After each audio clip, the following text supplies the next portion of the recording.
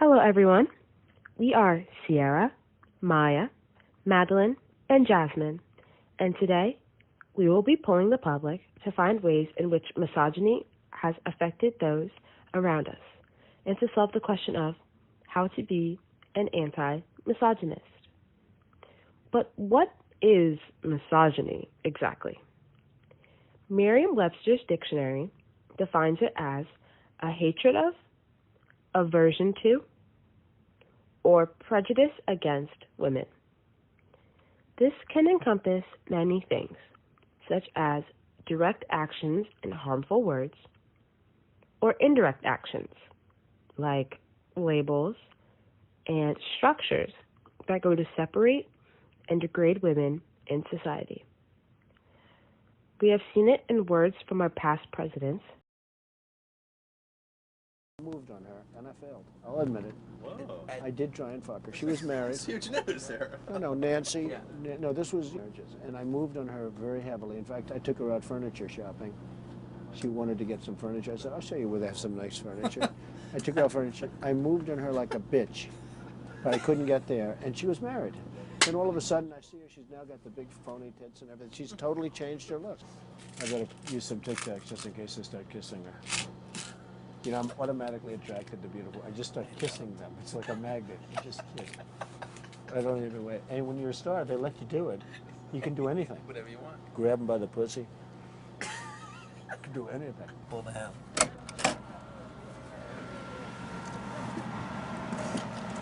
Hello, how are you? Actions taken by celebrities. Congratulations, you five ladies no longer have to pretend to be attracted to Harvey Weinstein. Harvey Weinstein's alleged sexual misconduct has been an open secret in Hollywood for decades. And I think there's a lot of reasons for that. One of them is definitely the power dynamic. He is a person who had a lot of power, and the women who claimed to be his victims usually did not. They were at the start of their careers. They maybe didn't feel like they had a recourse to talk about it. There was a sense that there wouldn't necessarily be any accountability for somebody of Harvey Weinstein's stature. He was known especially for producing movies that got you to the Oscar, which is what every actor and filmmaker wants to get. Thank you, Harvey Weinstein. One of the interesting things about this case is there were a few examples of it coming to light in pop culture. You know, the very people who were affected in some way, or at least knew about this misbehavior, were addressing it. Has someone coerced you into being here?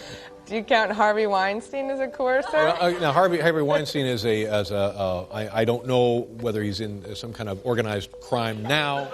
Words actors have said, things family members have said, and so much more. Things like the negative perception of the menstrual cycle and hormones, marriage, and physical strength comparing genders to another are all misogynistic and must be analyzed under a microscopic lens for those who want to become an anti-misogynist. But it is not just about recognizing these ills in our societal structure.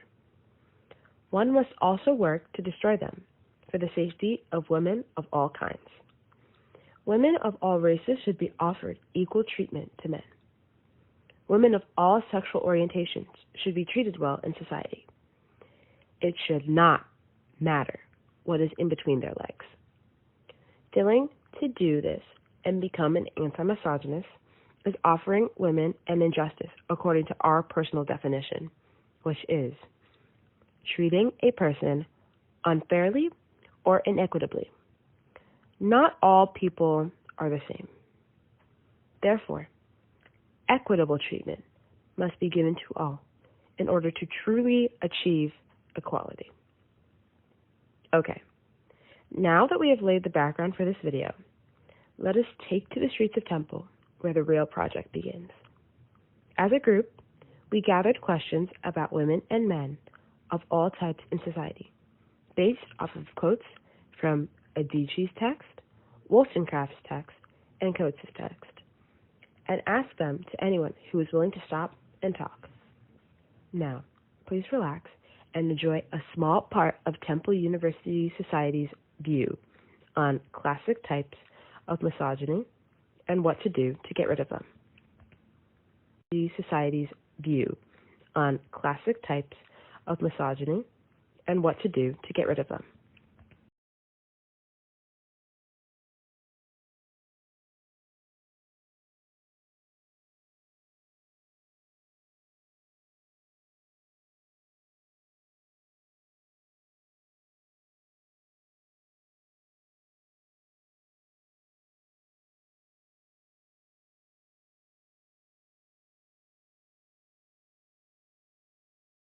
To ask, what do you think are two main ways that gender roles impact your life, and are there any aspects of your life where you try to reject gender roles?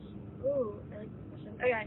I think especially like living in like a college town, like walking around in like different clothing, I think that affects it a lot. Like I always look at what I'm gonna wear and like if too much skin is showing, because I don't want people to like look at my body like that. Anything's fine. It doesn't really have to be specific. Can you repeat the question again? Yeah. The second part was, so what do you think are two main ways that gender roles impact your life, and are there any aspects of your life in which you try to reject these gender roles? I'm so sorry. Okay, don't worry about it. I feel like stereotypes have to do a lot, but now that we're like, as we're like aging, like the society is becoming a lot more accepting. But the fact that we have to like kind of like live up to these stereotypes is just like, I don't know, it's like just like really misleading and like annoying, right? Yeah, exactly. That's all. Thank you guys so much. Sorry. No, it's okay. What are two ways that gender roles impact your life, and are there any aspects of your life where you try to reject said gender roles? Gender roles impacted my life when I was a kid. You know, my dad's pretty old-fashioned, and when I was in like kindergarten, I would wake up early and watch my mother put her makeup on, and you know, he was really worried that like I would become gay or like it would somehow like affect me. And when I started, you know, singing, I'm really into theater and everything, and he was not concerned about that, but he was like, you know, don't you want to like do sports or anything? And I really didn't. So that was kind of a thing in, I guess, when I was a kid that kind of impacted me. And I guess the second part of the question, remind me what it was again? It was like, how do you reject those gender roles in your everyday life today? I reject those gender roles by just being true to myself and doing, you know, what's best for me. You know, I know myself better than anybody else, and, you know, it takes practice. It's not easy, but I think you kind of have to take yourself out of that uniform and just do what makes you feel the best and do what you know is best for you. What are the two main ways that gender roles impact your life, and are there any aspects of your life where you try to reject these societal gender roles? You got it first. I gotta think of my answer. You pulled me in. We just talked about this, and so you should know. Yeah, I know. Wait, can you repeat the question again? What do you think are two main ways that gender roles impact your life, and are there any aspects of your life where you try to reject these roles? Reject them? Mm-hmm. I mean, I guess like when I was younger, my mom kind of like took care of me a little bit more than my dad. So I guess that's kind of like a little gender role. But then she also kind of like works a lot harder than my dad, which kind of like reverse of like the old. So she's like the matriarch of your household? I guess she like makes more money than my dad, which is kind of like, you know, like way back when kind of didn't kind of do like that. So do I need one more? You don't need another one. Okay. How about you, buddy? I don't know. I think that I'm into like some girly things, like Doja. That's my girl. Doja's amazing. I know, she's so good. I was listening to her today, and so that's like people make fun of me for it. No, I don't. Kind of girly. No. I kind of also like have my Doja, hands painted for a little bit. Yeah, I kind of did make fun.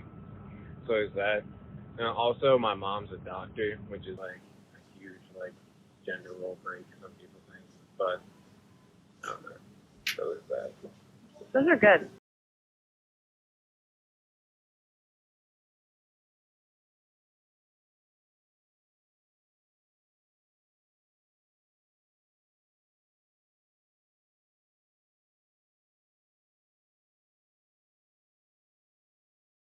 Okay, hello. Hi, what's your name? My name is Steven Giro. Okay, nice to meet you. Nice to meet you too. Okay, so do you think that the president should sacrifice settling down for being like a career woman? The who? The president, like, type of life. Like, do you think that they should settle down for being a career woman, like a quote-unquote career woman? Or do you think they should, like, mix it up and be, like, a housewife, career woman, also that? Like, or should they just be straight a career woman? I don't know if I can really decide for anyone. I think that people should do what they feel like they're called for. Some people want to, like, stay at home and, like, do stuff at home. Sure. If some people want to get a career, sure. I don't think there's a right or wrong way to do it. It's about what you're comfortable with, so. Okay. That's what I think. Oh, yeah. Well, thank you so much.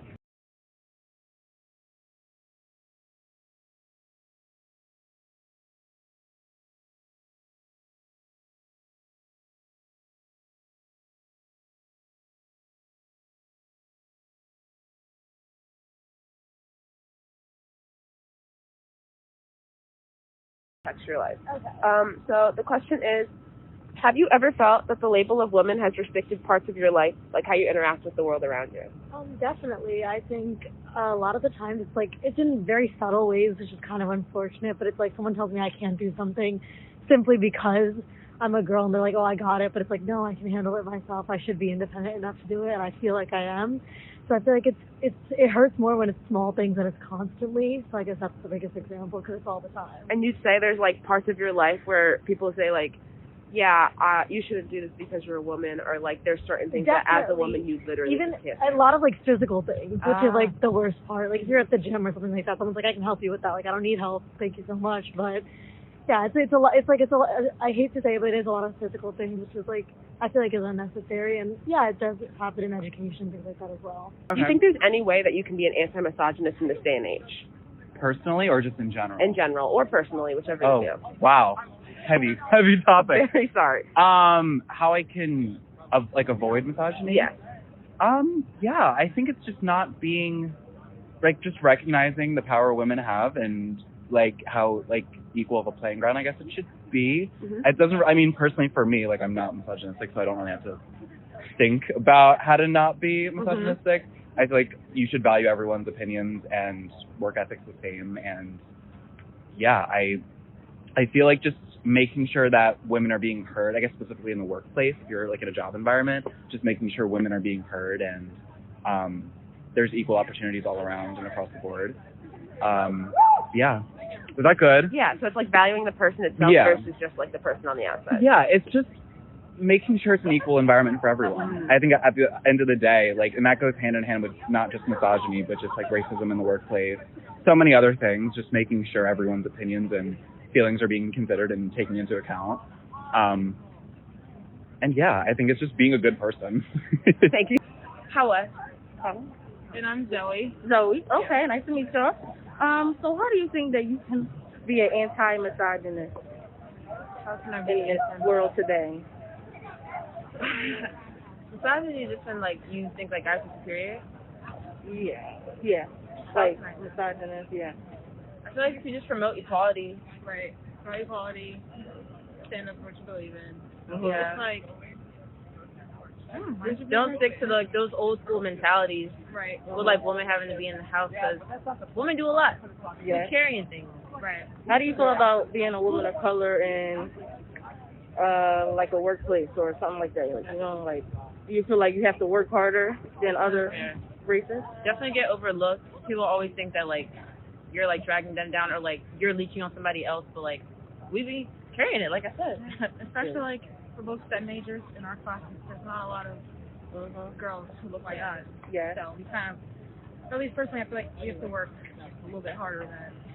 Yeah, definitely have to represent because we're super underrepresented. So you have to always do more.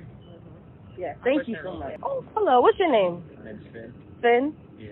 Okay. Well, the question is, in many cultures, religions, mentioning your menstrual cycle or participating in an event while on your menstrual cycle is frowned upon. They are considered to be unclean. Why do you think they believe this?